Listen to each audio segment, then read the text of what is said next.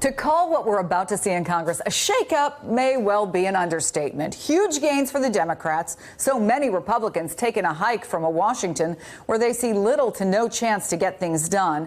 And at the center of this drama is this young freshman class that's promising to shake up Washington. But are they really ready for what's in store?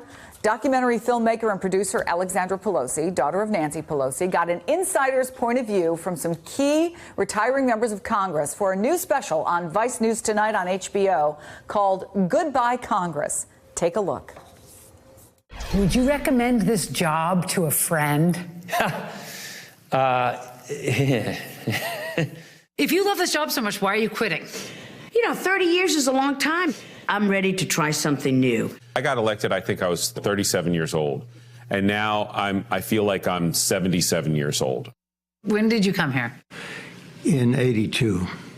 Why'd you stay so long? Oh, because I enjoy it. So how can you not like this place? Oh, I can give you a lot of reasons.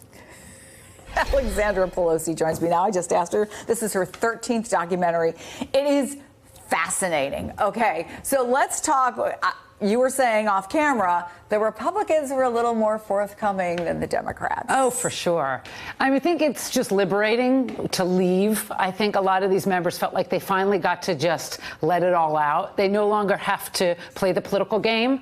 I feel like every incoming member of Congress needs to watch the show to learn the lessons that the people that have spent decades serving there could teach them. I also think that every American should watch the show because I think that Washington is a very complicated ecosystem and people don't understand. It's easy to say, I'm going to go in and I'm going to make all this change. Well, there's a system in place, and it's very Darwinian, and they have to learn the rules of the game. As my mother says, first you have to learn how to play the game, then you can learn how to win the game.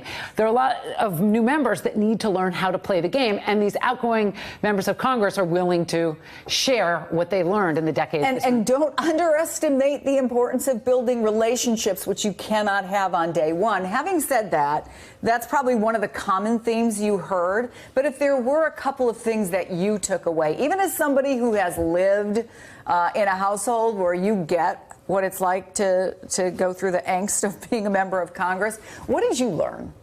Well, there are two teams in Washington. Now, I know if you watch this show, you're not surprised to hear this, but I think that a lot of people think that they say, I'm going to go in, I'm going to make all this change. I don't understand. You have to get a committee assignment. There are two teams, and you are on one team or you're on the other team, and you need to decide if you're going to have a district agenda or a Washington agenda. Are you going to just advocate for to do the best you can for your district? You need to figure out how to maneuver through the Washington system. It's a very complicated game that you're playing.